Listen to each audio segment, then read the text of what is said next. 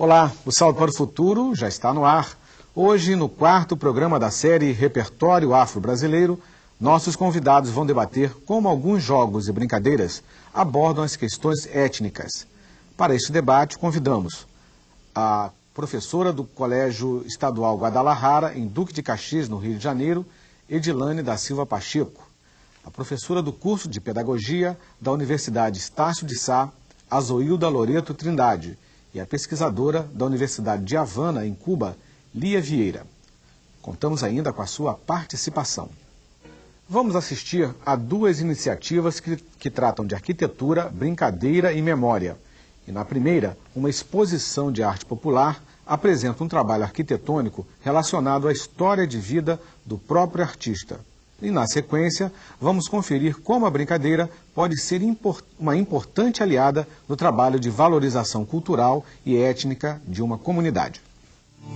A Casa da Flor começou a ser construída pelo salineiro Gabriel Joaquim dos Santos em 1912, na região dos Lagos, no Rio de Janeiro. Ela foi toda enfeitada com cacos de louça, pedaços de azulejo e todo tipo de material reciclado. Fotografias e alguns objetos da casa fizeram parte da mostra Arquitetura de Encantamento. Encantamento de ver que as coisas que são refugos, elas podem ser recicladas, reaproveitadas, valorizadas e ter o seu valor estético e a sua necessidade prática também.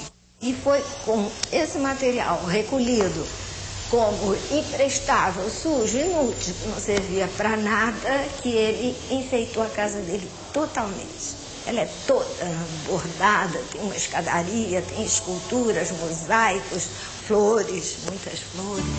Durante a exposição no Sesc Flamengo, no Rio de Janeiro, os alunos da Escola Municipal Romão de Matos Duarte conheceram um pouco da Casa da Flor e da história do seu construtor. A Casa da Flor é uma casa que foi construída e enfeitada por um homem que sequer foi à escola, mas que era um artista verdadeiro. A visita à exposição contribuiu para o debate sobre a importância do uso de materiais reciclados. Em vez de jogar as garrafas fora, é melhor levar para reciclar. Guardar as coisas, não jogar fora, que tem muitas pessoas também na rua que precisam. Ao final da exposição, os alunos participaram de uma oficina de reciclagem. E agora eles vão botar em prática. Vão ser os artistas, eles vão conseguir colocar a mão na massa e se sentir um pouco como aqueles artistas que eles viram criando. É importante também saber que isso é história e que eles estão fazendo história. É importante saber que a obra de arte é a imaginação, enfim, tanta coisa, tanta informação. No povoado de Castelo, no Maranhão, o projeto Autoestima das Crianças Negras foi desenvolvido para mostrar a importância da brincadeira na infância. Na minha infância não tinha isso. Não tinha. Era só trabalhar para roça e para pescaria. Não tinha essa brincadeira não, que tem hoje. Com a ajuda da comunidade, os brinquedos foram confeccionados com linha, agulha, lata, cola, papel, material que abasteceu a brinquedoteca Casa da Alegria. Tem o Cantinho da Leitura, o Cantinho da Beleza Negra, tem teatro, tem também Cantinho do Par de Conta. Ele achou um brinquedo bonitinho, e ele foi no cemitério, pegou a bunda de fundo e deu pro padeiro fazer essa comida. Cada um contribuindo como pode. É o caso de Dona Rosa. Eu vou lá, eu conto. Tem vezes que eles estão aí no meio do campo brincando. Vem cá, comadre Rosa, vem aqui dizer assim, um caso, assim, uma brincadeira, eu vou com tudo direitinho para eles e venho embora. Assim, valores, tradições e histórias dessa comunidade remanescente de Quilombo puderam ser preservados e passados para os filhos. Até o início do projeto, apenas os adultos dançavam o tambor de crioula. E aí, com as pessoas da comunidade que eu via estar dançando, aí eu aprendi assim, olhando as pessoas da comunidade estar dançando, e hoje as minhas filhas aprenderam comigo, vendo eu dançando.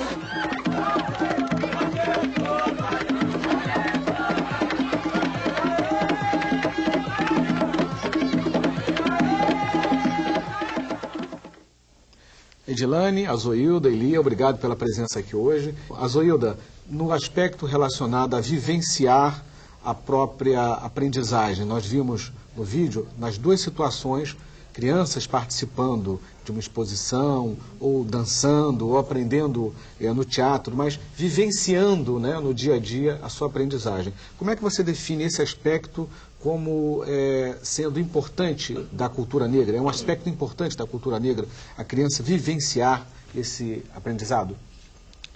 Bom, falar de aprendizagem é algo que é intrínseco ao ser humano, né? Nós, seres humanos, aprendemos sempre, é uma das nossas marcas. Agora, cada cultura, cada grupo produz sua própria cosmovisão na sua relação com o mundo, com os outros. E a cultura negra, ou as culturas negras, têm uma peculiaridade que é uma aprendizagem que a gente muitas vezes chama de iniciática. Você não aprende, como na perspectiva ocidental, só com olhar e ouvir. Não, você aprende com o corpo inteiro. Toda a sua dimensão humana, ela está ali. Ela até fala assim, a gente aprendeu vendo, eu aprendi vendo, mas esse aprender vendo não é olhando, é vendo com o corpo inteiro. Ela vai, ela dança, ela observa, ela se envolve, ela se encanta, ela compartilha daquele cotidiano. É uma aprendizagem, como a gente diz, com o corpo inteiro, uma aprendizagem iniciática. Você entra no lugar, você não fica de fora observando, você faz parte daquele universo, daquele contexto, e nele você se transforma e se constrói, né? Edilane, no vídeo, ainda seguindo um pouquinho o que a Zoilda acabou de dizer, da participação, da aprendizagem, você trabalha na Escola Estadual Guadalajara, e muitas vezes nós já trouxemos aqui no Salto para o Futuro, né, exemplos de como essa escola vem atuando de uma maneira coerente, né, no sentido de padronizar uma educação para uma comunidade que é da comunidade Duque de Caxias, né, no município do estado do Rio de Janeiro, Duque de Caxias. Queria que você falasse um pouquinho sobre essa importância de se ter a prática após a visita a uma exposição. Nós vimos no caso do primeiro vídeo, os alunos participando de uma exposição e depois saindo para fazer um trabalho de reciclagem. Na escola vocês também trabalham com essa temática, com essa preocupação. Qual é o resultado prático desse trabalho? O resultado, assim, pegando até o gancho da fala da Zoilda, é que esse aluno, ele faz parte, né? Quando ela diz fazer parte é muito importante, porque a vivência para o aluno, ela é imprescindível para o processo de aprendizagem. Então, esse observar, né, essa coisa de você ir a uma atividade ou vivenciar uma atividade em sala de aula e depois não poder produzir algo sobre aquilo que você viu, eu acho que isso interrompe o processo de ensino-aprendizagem. E no que diz respeito à cultura negra, né, isso se faz mais forte ainda, porque é importante que esse aluno negro ele vivencie determinadas histórias, que ele possa produzir, que ele possa recontar, que ele possa recriar em cima daquilo que ele ouviu, ou que ele viu, ou mesmo que ele sentiu. Lia, você conhece bem a Casa da Flor, né? Sim. Uma instituição, né, que foi criada de uma maneira empírica, né, e que tem uma grande importância hoje no cenário cultural, né?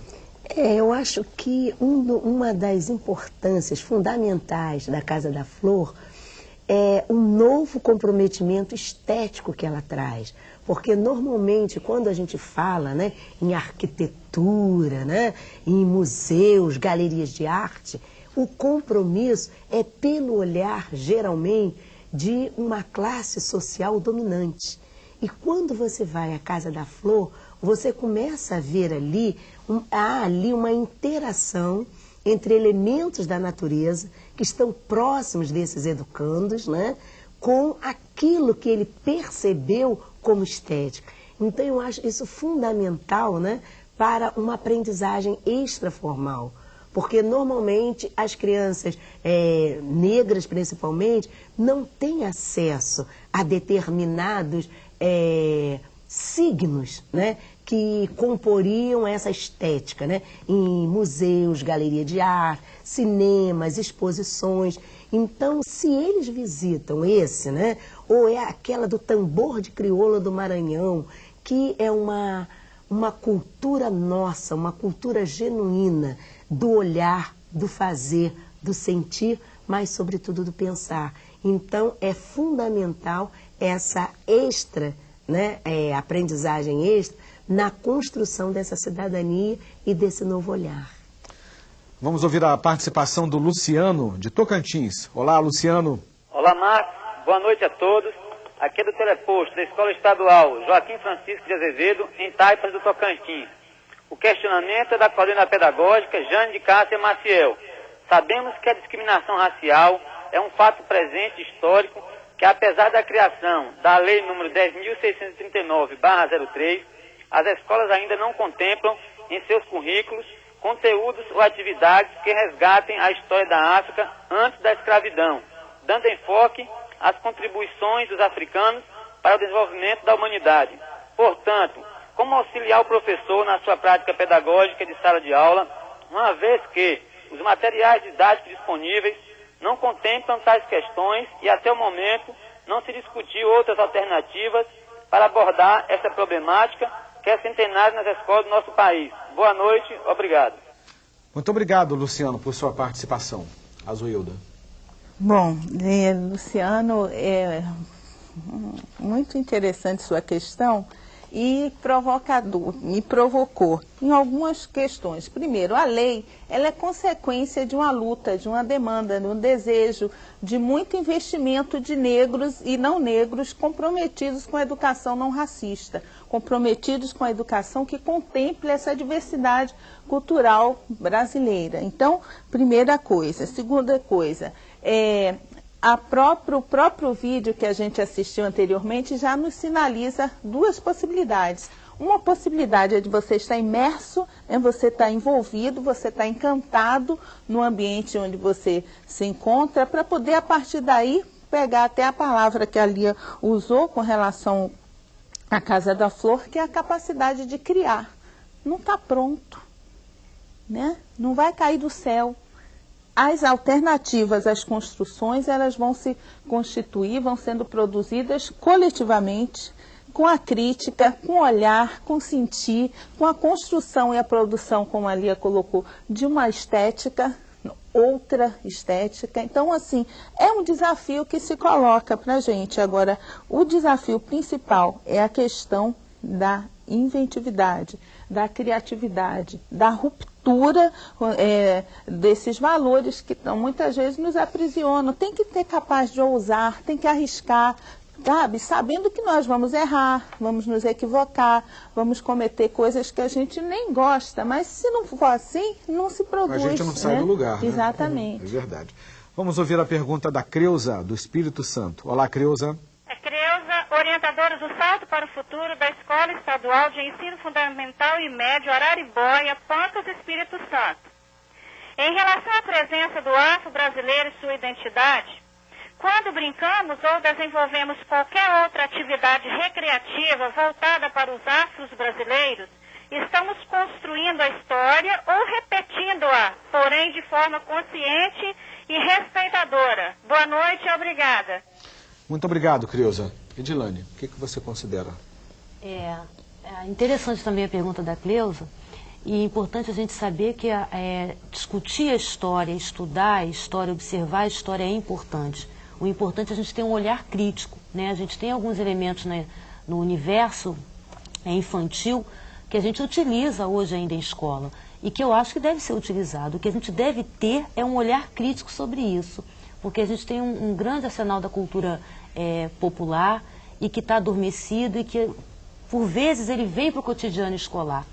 O que assusta, Creuza, é quando a gente olha para isso sem esse olhar crítico, sem fazer com que a criança ela possa refletir em cima daquela brincadeira, que a gente possa estar trabalhando isso e discutindo isso também com os professores. Então, eu acho que é importante a gente estar vendo olhando essas brincadeiras, olhando essa vivência mais infantil dentro da escola com um olhar mais crítico, um olhar mais, assim, carinhoso, mais cuidadoso. A participação da Neide, do Maranhão. Olá, Neide. Sabemos que o preconceito destrói o ser humano. Daí, a necessidade de respeitar histórias e memórias sociais de cada um. Como trabalhar esses valores em uma sociedade tão aviltada e distorcida? Boa noite, obrigada. Ok, Neide, muito obrigado. Lia. Neide, olha, eu acho que a sua pergunta, talvez, se a gente pudesse dar resposta, todos os problemas estariam resolvidos, né? Mas eu acho que só essa indagação está calando dentro de nós é que nos chama para essa reflexão. Como é que nós, coletivamente, temos que construir essa transformação? Como é que cada um de nós tem uma parcela de responsabilidade ao não aceitar essa situação? Porque à medida que você toma consciência do problema, você vai trabalhar para transformá-lo, né? E uma das iniciativas que a gente deve sempre louvar, né, é se construir não só na base do idealismo, mas, sobretudo, na construção da lei. Então, voltando à pergunta lá do Luciano, a lei vem para reparar juridicamente algumas dessas deformidades. Por quê? O movimento negro, ao longo dos vários anos, tem apontado essas deformidades, mas nós não temos instrumentos que possam coibir. Quem não lembra daquela cartilha, O Sonho de Talita, né? Onde aparecia sempre o ponto de interrogação na cabeça da criança negra. Era sempre a criança negra que fazia a pergunta, porque os outros todos entendiam tudo, né? E tem lá uma cena, eu lembro, de um piquenique, que as crianças vão passear na praia. E aparece uma frase lá deslocada do contexto. Talita vai lavar a louça, Talita sujou a roupa, Talita escorregou e comeu muito. Quer dizer, uma criança, né, negra, nessa sala de aula, onde a Talita, que por um acaso é uma criança negra, tem todos esses defeitos, ela não vai querer se identificar com ela.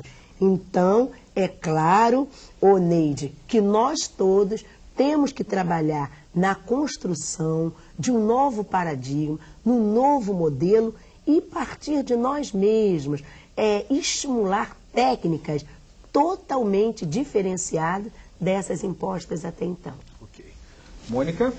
A Cizenir, da TV Escola de Anápolis, em Goiás, diz que músicas e brincadeiras ajudam a resgatar culturas como a dos negros. Nas escolas, principalmente nas séries iniciais, os professores trabalham muito com músicas e brincadeiras, mas nas séries mais avançadas do ensino fundamental e médio, isso quase não acontece. Ela gostaria de saber o que fazer para mudar a concepção do professor com relação à brincadeira e à música. Azuildo, o que você sugere para a Cizenir? Bom, Cizenir, como fazer? Cantar, brincar, né? Fortalecer isso. A gente não tem um centro de estudos, né? Os momentos de professores se encontrarem, promover brincadeiras, jogos, encontros, toques, contatos, comer junto, brincar. Isso vai construindo outras possibilidades e outras aprendizagens no cotidiano. Claro que assim, se a gente até pega, nós que somos formados assim numa perspectiva dita construtivista, né? O que é que ele diz? Sensório motor é o período onde ainda se comporta, depois ele vai se afastando disso para chegar ao operatório formal. O que é o operatório formal? Que abdica da brincadeira, do riso, do contato, do encontro, do cheiro, porque tudo está aqui. Então, o que é que a gente está propondo? Uma aprendizagem, uma forma de estar que o corpo todo esteja presente. O cheirar, o sentir o cheiro, gostar de estar junto, o brincar, fazer comida, aprender que aquele cheirinho, aquela hora que você faz o alimento, aquilo ali tem uma química, tem um processo de transformação, ou seja, transformar o cotidiano num momento de brincadeira, de prazer e até de musicalidade. Você vê o Benito de Paula que cantava Norte a Sul do meu Brasil, caminha sambando quem não viu, ou caminha dançando. Perceber que nós temos um jeito, a música está no nosso corpo, tá? Retomar essa dimensão dessa inteireza do corpo, né? Ok, mais uma participação. Olá, Adélia, de Tocantins.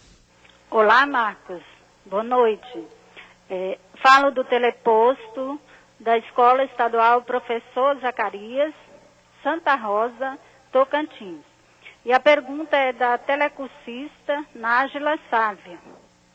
Pergunta: como conseguir identificar e ajudar os alunos que apresentam traumas que dificultam a socialização e a aprendizagem por se sentirem inferiores, seja pela cor da pele, condições financeiras, traços físicos, uma vez que os professores não estão preparados e a escola não se dispõe de um profissional da área de psicologia ou psicopedagogia. Obrigado, boa noite. Muito obrigado pela sua participação, Adélia. Edilane, na Escola Guadalajara vocês têm esse trabalho, essa observação, esse olhar para essa criança que apresenta esse tipo de dificuldade relatada aqui pela Adélia? Temos sim. E o que a Adélia, né, falou, é assim, esse profissional, Adélia, muitas vezes na minha escola também não tem, a gente não tem um psicólogo. Né? Eu acho que o que a gente precisa para esses alunos é trabalhar talvez um conceito que a escola tem virado as costas durante muitos anos, que é o conceito de igualdade e de respeito. Eu acho que quando você parte desses dois tópicos, você abre um leque muito grande para estar trabalhando as várias formas de exclusão que a escola está empregando no decorrer desses anos todos. Então, assim, antes da gente pensar em trazer esse profissional, de repente pensar em alternativas, lá no Guadalajara a gente implantou uma oficina chamada Oficina da Palavra, onde os textos sempre trabalhavam a questão da igualdade, do respeito, da liberdade, né? E esses 3 tópicos foram tirados assim, em conjunto com a escola. O que a gente queria trabalhar, o que esses alunos queriam que fosse trabalhado. E isso apareceu. Então, muitas das vezes, a gente fica na espera desse profissional, que é importante, claro, né? Quanto mais a gente puder ter de profissionais atuando dentro do quadro da escola, melhor para a gente. Mas, em alguns momentos, o professor, o orientador pedagógico, o servente, a merendeira, todos os atores, né, desse grande espetáculo que é a escola, eles podem estar atuando de uma forma positiva, trazendo suas experiências, trazendo suas histórias, para estar contribuindo para isso, de como a gente está criando relações diferentes dentro da escola, onde esse aluno se sinta menos excluído. No próximo bloco, vamos conhecer um jogo africano, o Awalé. O Salto para o Futuro volta em instantes. O Awalé é um jogo milenar praticado em quase todo o continente africano. Os jogadores desenvolvem estratégias relacionadas a valores e tradições da África. Originalmente, as peças do jogo eram sementes do baobá, uma árvore considerada sagrada, com dimensões gigantescas, que pode chegar a 6.000 anos de existência. Confira. O baobá é uma árvore africana que pode reservar até 120 mil litros de água em seu tronco. Suas sementes foram as primeiras peças do jogo Awalé. 48 sementes de árvore e um tabuleiro com 12 cavidades são as peças. O jogo é basicamente plantar e colher as sementes, distribuir no seu campo e colher no do adversário. Quando acabam as sementes, o jogo não termina. Quem tem é obrigado a dar uma semente, pois não pode deixar o adversário faminto. O Awalé é um jogo de reflexão. É um jogo que permite que se traz estratégias. Enfim, é um jogo que tem muitas funções. Você tem que calcular se você consegue pegar esse com 2, esse, botar um aqui e pegar esse. Ao explicar as regras do jogo, George, que nasceu na Costa do Marfim, demonstra alguns valores da cultura do seu continente. Nunca se pode bolar uma estratégia para capturar todos os peões que estão no campo do adversário. Porque senão você vai deixar ele sem e ele não vai poder mais jogar. O Awalé, então ele traz embutido o espírito africano. É um jogo que não trata o inimigo como alguém a ser morto. Porque na África a vida é maior do que a morte. Quando você pega teus peões, se partilha e se distribui, se dá uma parte para o seu adversário. O Awalé é um jogo milenar praticado em tabuleiros com diversos acabamentos. No passado, ele contribuiu para a tomada de importantes decisões. Ia ter uma guerra, então o rei tinha que designar o chefe das forças armadas, como a gente chama modernamente. Então, os pretendentes a esse posto eram colocados na frente do jogo de Awalé. Aquele que ganhasse seria o chefe dos guerreiros. O jogo é utilizado como material didático em muitas escolas na França. Eu aprendi que você pode compartilhar com o outro, aprende a viver com mais parceria, sendo mais amigo, ajudando a quem precisa. Tipo assim, se você ganhar, você sempre dá um pro seu adversário, ou seja, é um jogo de parceria, digamos assim. Ganhar e perder passam a ter outros sentidos no Aualê. Filosoficamente, ninguém perde. Mas pelas regras, como se joga o futebol, alguém fez 2-0, ganhou. Então, perde quem capturou menos grãos. Mas na filosofia africana, ninguém perde, porque você sempre dá outra oportunidade do recomeço.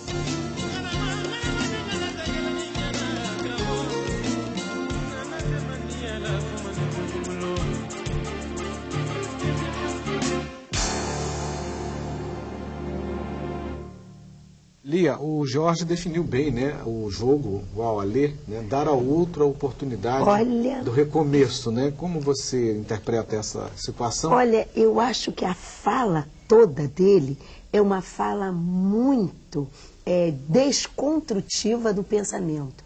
Porque o que a gente tem, geralmente, a ideia? Jogo, competição. Né? Alguém tem que ganhar. Alguém tem que ganhar. Jogo, eu tenho que anular o outro. E existe, né, a gente sabe disso, né, até um pensamento totalmente desvirtuado da realidade, que diz assim, o negro também escravizava outro negro. Quando querem diluir o debate, geralmente fazem essa afirmação. E ali a gente vê, pelo que ele fala, né, e a gente sente, o espírito africano é um espírito de generosidade, de compartilhar, de participar e, principalmente, dar a oportunidade do recomeço. Então, essa aí, naquela resposta da Neide, né, que a gente diz que são essas falas que a gente tem que resgatar para construir os nossos argumentos para a história da África, a história afro-brasileira. A lei está aí, mas cabe a cada um de nós ir buscando esses signos, esses elementos que vão construir uma nova história. Porque nós sempre tivemos, e a Zoilda falou isso aqui, uma visão eurocentrada da coisa. E agora nós temos que ter uma visão afrocentrada, né? Recontar essa história e oportunizar até a esse aluno a ter determinadas inserções dentro da história oficial que ele não tinha. Então, eu acho interessante, né, e eu tenho visto sempre aqui as colocações dos professores exigindo materiais, solicitando, né, orientações. Eu acho que esse é um vídeo que a gente pode trabalhar a questão da cidadania, da cumplicidade, a visão de ser generoso em relação ao outro. Perfeito. Então, é uma boa oportunidade, já fica aí uma referência, né? A participação da Maria José, do Maranhão. Olá, Maria José. Olá, Marcos, boa noite. Sou Maria José Barreto, do Teleposto de Bacabal, Maranhão. E a pergunta é da professora Graça Irene. Como conscientizar a escola e a comunidade da importância da história e cultura afro-brasileira na nossa vida e no nosso cotidiano, principalmente na educação infantil? Boa noite e obrigada. Ok, Maria José, muito obrigado por sua participação. A Zoilda, a Maria José toca num outro elemento importante, que é a participação da comunidade, né, nesse cenário, né? Como conscientizar não só a escola, mas a comunidade onde essa escola está inserida, né? Bom, eu vou pegar aqui meu guru, Paulo Freire, que ninguém conscientiza ninguém, as pessoas se conscientizam em comunhão. Então, é na comunhão, de botar a escola, abrir as portas da escola e trocar, ouvir a história dessas pessoas, o que é que elas têm a dizer, que riqueza, comparar não no sentido de hierarquizar as diferenças, mas assim, olha só o que a gente aprendeu com o vídeo anterior, né? O último vídeo do jogo. Uma filosofia africana. E olha a riqueza que rompe com a visão que a gente tem, que venceu mais forte, né? A gente não aprendeu isso que, né, com com uma vertente da biologia, com Darwin, né, que ganhou mais forte. E aí a gente tem Humberto Maturana que diz, não, ganhou o que foi capaz de cooperar, de se juntar. E a gente tem uma resposta, como é que nós, africanos, afrodescendentes, sobrevivemos no navio, torturas, tanta loucura, porque nós fomos capazes de quê? De cooperar, de estar junto. Mesmo o pessoal fazia tudo para separar e a gente dava um jeitinho e estava junto e estamos aqui. Hoje a gente está aqui, isso é uma vitória de uma história, de um povo, de uma cultura que se manteve, que se perpetuou. Então, convidar essa escola para compartilhar, ouvir que histórias essas pessoas têm, que elas sabem, ouvi-las para, como você colocou, não é só para aceitar passivamente, criticá-las, compartilhá-las, ponderá-las. É isso, essa transformação só acontece, na minha opinião, no diálogo, no encontro, no contato. Mônica? O professor Sidney de São Paulo quer saber de que forma o arte educador pode trabalhar com as diferentes manifestações artísticas africanas. Edilane. Olhar para essas manifestações, né? Acho que primeiro a gente precisa ter esse olhar que a gente tem se negado.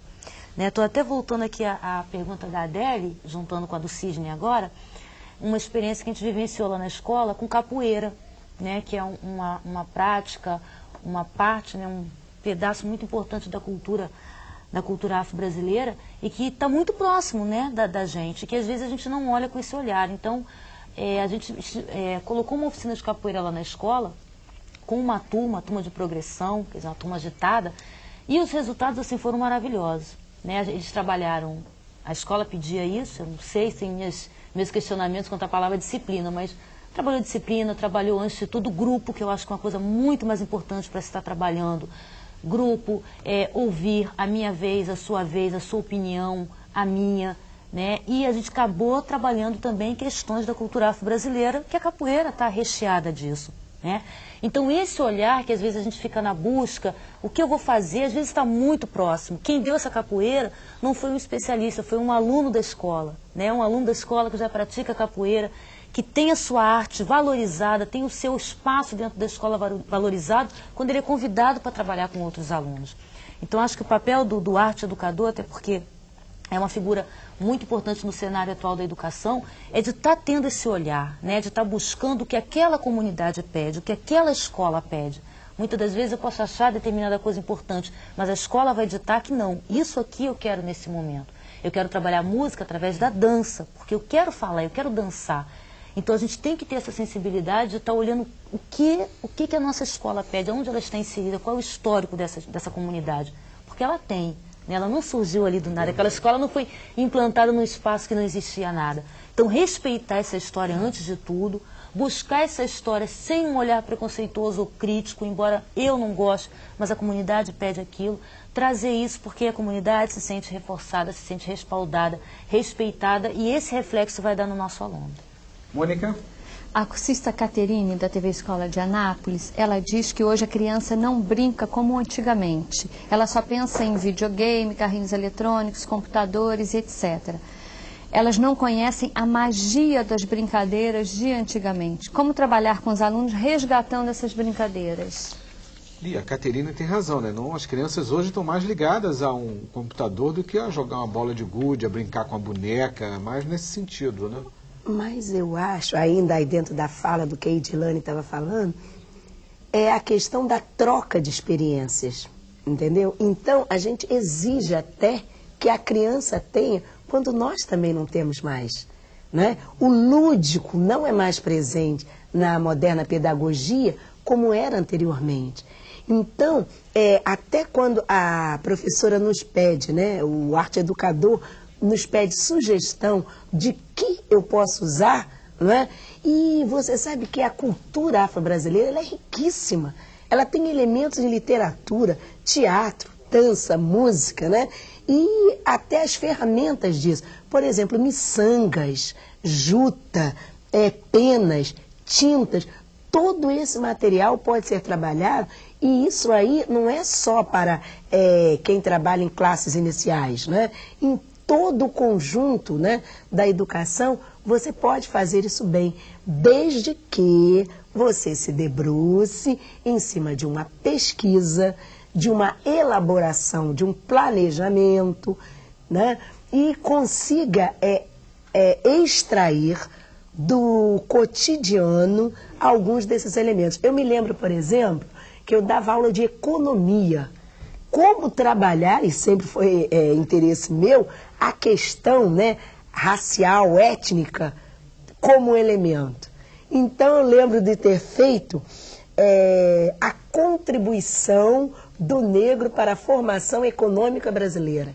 Ele disse, mas como é que a gente vai fazer isso? Como é que nós vamos trabalhar? E eu falei, não, vocês só têm que trazer. E ali eu tive disco de samba, o outro me trouxe pandeiro, o outro me trouxe tamborim. Aí eu disse, mas então eu vou trazer um prato de quindim. Eu traga, isso é um elemento, componente. Então a gente também tem que ter, e nós vemos ali, imaginação, criatividade, para fazer com que esses valores circulem. Acreditar, apostar mais que aquele outro que hoje é o educando, ele também tem contribuições a dar a partir da sua própria realidade, da sua própria experiência. E garanto que o resultado vai ser surpreendente em todas as áreas, literatura, teatro, música, dança e a arte como um todo. Azoilda, a Lei 10.639 traz, num de seus artigos, uma indicação muito clara e objetiva de como o professor tem que ser preparado no seu curso de formação para estar atuando de uma maneira coerente com o que determina a lei, né? No momento atual, como você vem analisando essa questão da formação do professor para atender às necessidades, o que determina a Lei 10.639? As faculdades estão atentas, estão se preparando, há uma falta de material para se trabalhar com esse professor, ou seja, que tipo de professor, com que competência esse professor vai chegar à sala de aula passando pelo curso? Bom, como a gente está conversando, a lei nos fortalece, mas não resolve. Por que não resolve? Porque não é por decreto, mais uma lei, que a mentalidade das pessoas que são reativas à questão negra, à luta contra o racismo, a perceber a injustiça social em relação aos negros, não é assim que se resolve. Então, há que se trabalhar isso para além, assim, da lei. A lei é um suporte, mas nós temos que ser criativos, sensíveis, inventivos, estudar muito. Há que ter investimento público das secretarias municipais de educação, sim, com formação continuada dos professores para se trabalhar isso, e ainda não existe. Não existe enquanto hegemonia, né, em relação a essa lei. Então, há um caminho muito grande a ser construído ainda em relação a isso. Tá? Perfeito. Mônica? O professor Paulino quer saber quais são as questões que precisam ser consideradas para que os professores possam repensar os acervos da biblioteca e da brinquedoteca da escola. Perfeito. Edilane, como é que você responde a essa pergunta do professor Paulino? Antes de responder a pergunta do professor Paulino, eu queria pegar uma caroninha aqui no que ela falou, que foi muito importante, que assim, a lei na nossa escola, a gente vem pensando esse trabalho com a cultura afro-brasileira desde 1998, né, muito antes. Agora, por que disso? Porque nós estamos numa comunidade de maioria negra. Então, se existe na escola um trabalho com ritmo, um trabalho com dança afro, um trabalho com capoeira e com outros elementos da cultura negra, é porque aquela comunidade necessitava disso e aquela escola, um grupo de pessoas, foi sensível a isso. Então é importante, como a Zoilda falou, a lei é um respaldo muito importante, mas mais importante do que isso é a sensibilidade do professor para isso. Quanto à pergunta do Paulino, né, a gente tem que, mais uma vez, voltar à questão da pesquisa. Eu acho que às vezes a gente fala, não existe muito material. Existe, precisa que a gente busque esse material. É claro que eu acho que ainda necessita de muita publicação, a gente precisa mexer muito nessa parte, porque ainda não tem uma diversidade muito grande, mas que existe material, existe. Existem livros maravilhosos que a gente pode estar trabalhando, os brinquedos podem ser criados, como a gente viu agora através da pesquisa, procurar saber mais sobre esse jogo que a gente viu no vídeo e outros elementos que a gente pode estar buscando para trazer. Agora, é necessário essa pesquisa, essa procura e às vezes até o reaproveitamento de determinadas coisas, né? Existem brincadeiras que você pode estar trabalhando através dos jogos, você pode estar trabalhando numa partida de bola de gude, por exemplo, conceitos importantes para que essa criança reconstrua a identidade dela, né? Quando você mistura os grupos, quando você senta em grupo, quando você faz a roda para ler, quando você faz a roda quando você solta a pipa, quando você trabalha a questão da liberdade. Então, às vezes, a gente precisa também olhar para o que a gente tem de uma forma criativa e transformar aquilo em benefício do nosso trabalho. Lia, e por falar em livro, né? Você tem um aí na mesa para mostrar para a gente, né? Eu trouxe aqui Chica da Silva, A Mulher que Inventou o Mar. E eu costumo dizer que isso não é um livro, isso é um projeto pedagógico, né? Porque tanto eu quanto a Ileia Ferraz, que fez as ilustrações, nós nos debruçamos nesse projeto em 4 anos. Então, quer dizer que quando Chiquinha, né, que a gente chama carinhosamente, saiu, a gente queria ter um compromisso com isso que nós estamos discutindo aqui hoje. Estamos refletindo um novo material de apoio diferente daquele que nós tanto criticávamos, né? Então, primeira coisa, as letras. Nós fizemos questão que as letras fossem num tipo maior, porque ele talvez tenha uma proposta de ser infanto-juvenil, mas vai prestigiar a toda a nossa comunidade que lê pouco. Então, as letras grandes, elas já favorecem a quem não tem o costume da leitura. Segundo, nós tentamos fazer ele todo ilustrado, porque à medida que ele é ilustrado, né, ele também vai ficar menos cansativo para quem não ler muito. O tratamento da imagem, né, nós tentamos fazer totalmente uma desconstrução daquela imagem do negro sempre de lábios grossos e pronunciados, olhos saltados, né, sempre de pano na cabeça, né, aquelas figuras balofas. Então, nós tentamos fazer essa nova imagem. A própria Chica da Silva, né, e desculpe a crítica, embora, né, a atuação da Zezé Mota, que é madrinha do livro, inclusive, tenha sido perfeita, mas ela ficou um pouco sensualizada demais, né? E Chica da Silva é uma mulher que tem 10 filhos. E uma mulher que tem 10 filhos, ela não pode ser só uma mulher de cama, como o filme passa, né? Então ela é uma mulher que também tem um compromisso com a sua gente, com a sua cultura. E isso tudo a gente tenta resgatar na participação desse livro. E o próprio nome, Chica da Silva, a Mulher que Inventou o Mar, também é um desafio, né? Porque todo mundo sabe que Chica é de Minas, não é? Um lugar que não tem esse mar, mas com o poder dela, o poder feminino, o poder ancestral de mulher guerreira, ela exige do contratador João Fernandes que faça o seu mar, né? E melhor ainda é só você lendo o livro. Azoilda, no texto do boletim você sugere também, na bibliografia, né, muitos livros para que possam ser utilizados pelos nossos cursistas, consultados, enfim, tem todo ali um caminho, né, o início de um caminho. Desses livros, qual mais te tocou?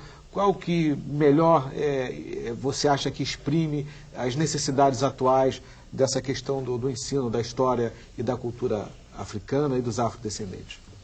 Isso é uma maldade. Porque tem muitos livros muito bonitos, eu não vou ser injusta, assim.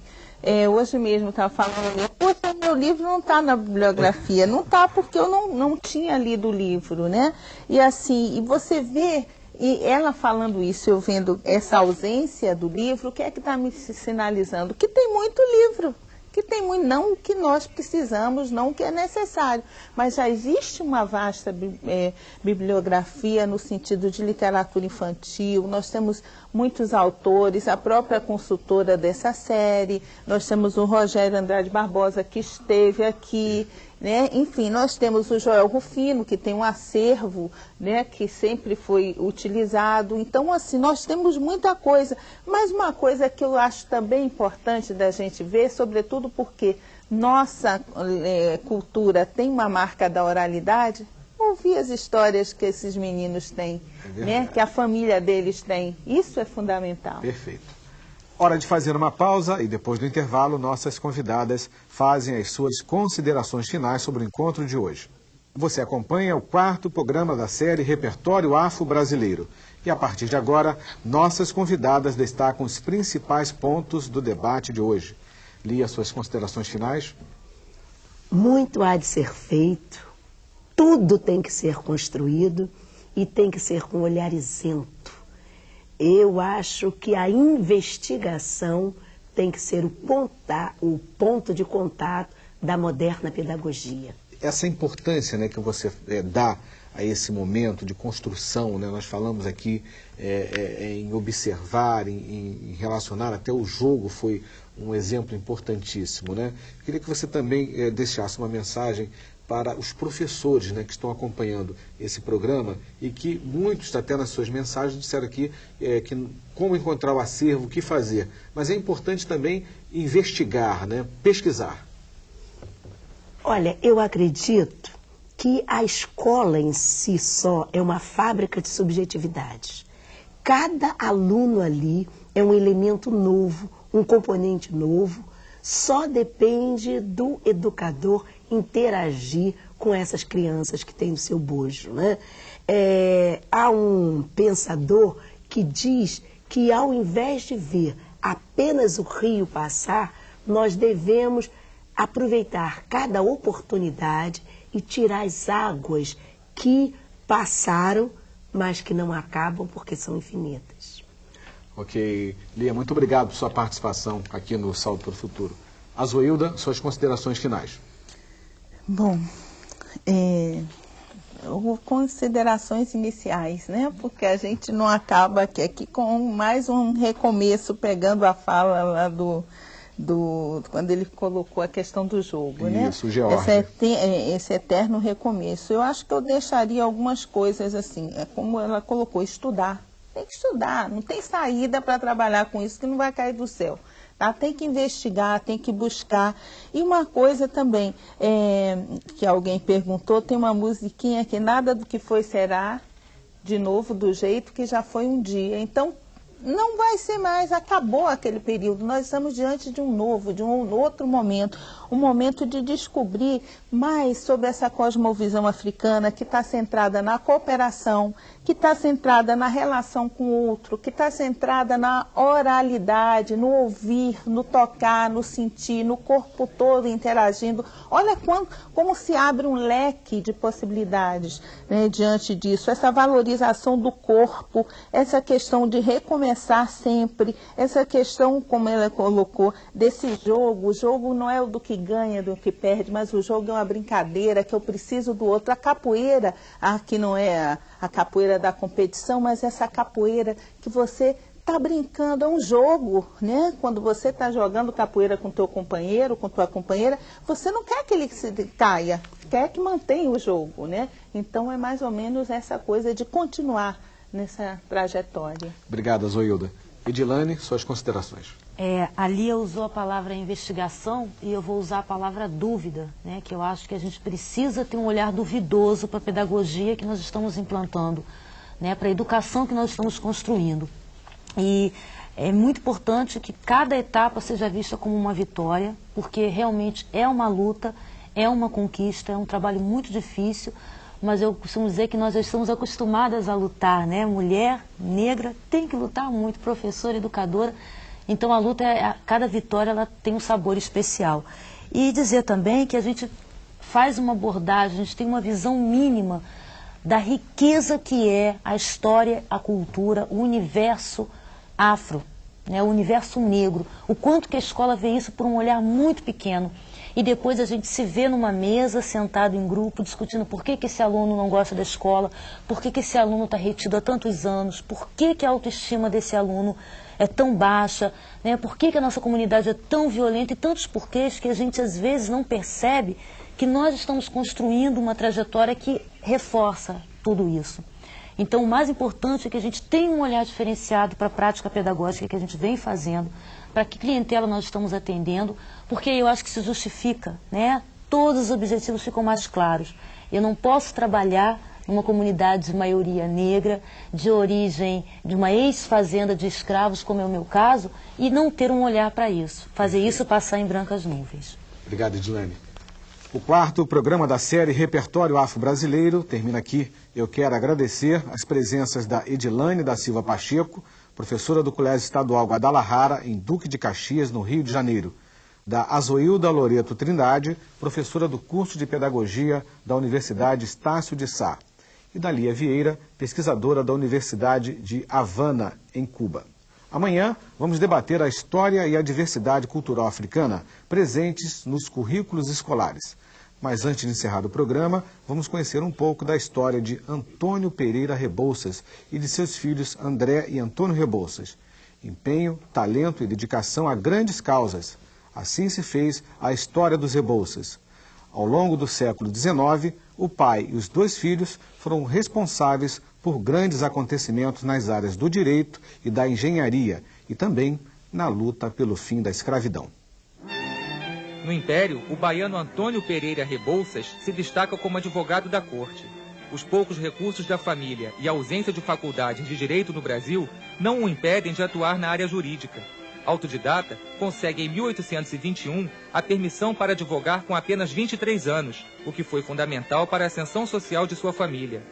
O filho André Rebouças é o primeiro negro a se formar em engenharia no país, incentivando o irmão Antônio Filho a seguir a mesma carreira. Juntos, os dois engenheiros são responsáveis pelo plano de abastecimento de água do Rio de Janeiro, pela elaboração do projeto da ferrovia Curitiba-Paranaguá e pela criação da primeira indústria madeireira no Paraná, entre outros empreendimentos. Ao lado de Joaquim Nabuco e de José do Patrocínio, André Rebouças também se destaca como líder abolicionista. Ele recebeu ainda uma menção no livro Os Sertões, de Euclides da Cunha. Foi considerado pelo autor um homem de mentalidade rara.